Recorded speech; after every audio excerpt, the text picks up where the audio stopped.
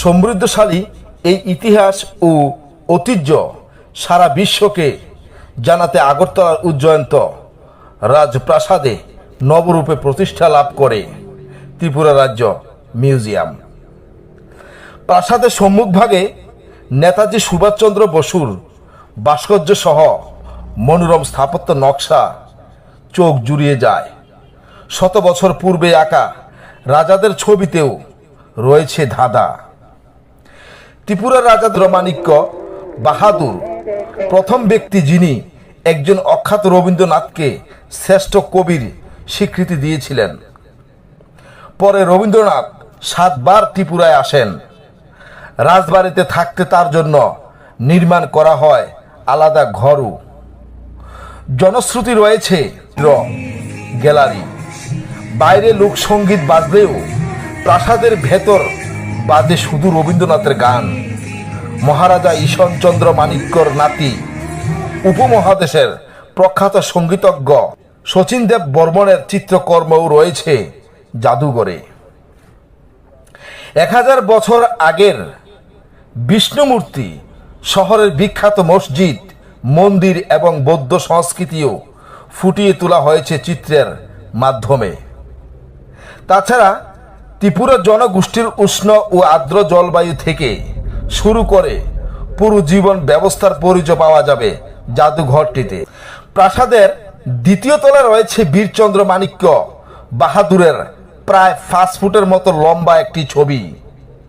100 বছর আগেই আঁকায় এই ছবিটির সঙ্গে অন্য ছবির ফারাক হলো এটা মাল্টি ডাইমেনশন ছবি।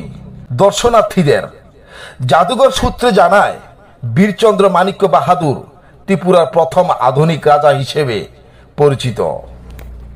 শিক্ষা প্রতিষ্ঠান, চিকিৎসা সেবা থেকে শুরু করে উন্নত নাগরিক সেবা রাজ্যবাসী তখন থেকেই পেতে শুরু করেন।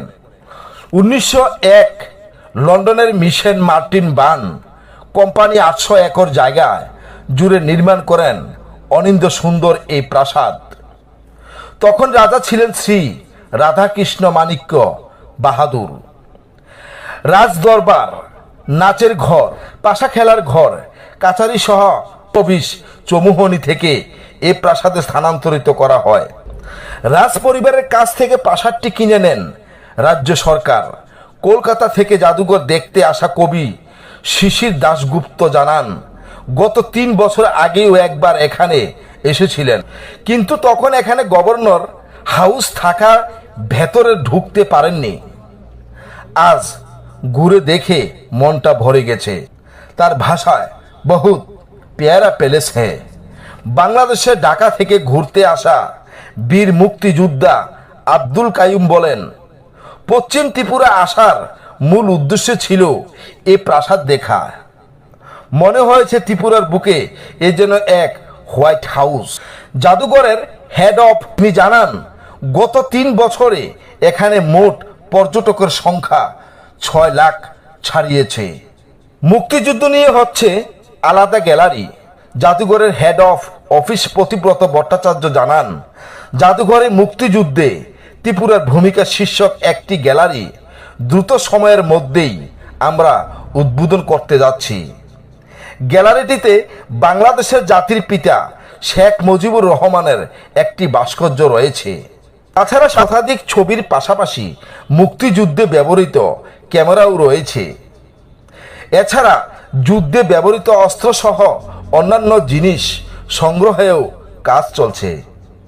তিনি জানান, গ্যালারিটিতে বাংলাদেশের বিভিন্ন প্রান্ত থেকে শরণার্থীদের ঢল কিভাবে ত্রিপুরায় আত্মসমর্পণের ঐতিহাসিক ছবি সহ নানা বিষয় তুলে ধরা হয়েছে।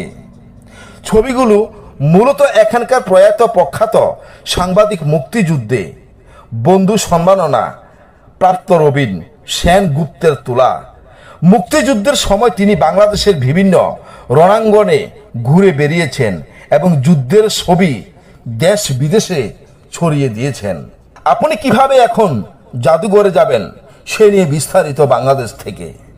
আখাউড়া স্থলবন্দর দিয়ে সীমান্ত পেরিয়ে অটোরিকশা কিংবা রিক্সা যুগে আপনি পৌঁছতে পারেন বর্মন দ্বারা নির্মিত হয়েছিল এবং এটি ইউরোপী শৈলী দ্বারা অনুপ্রাণিত বাগান দ্বারা বেষ্টিত দুটি হ্রদের তীরে অবস্থিত।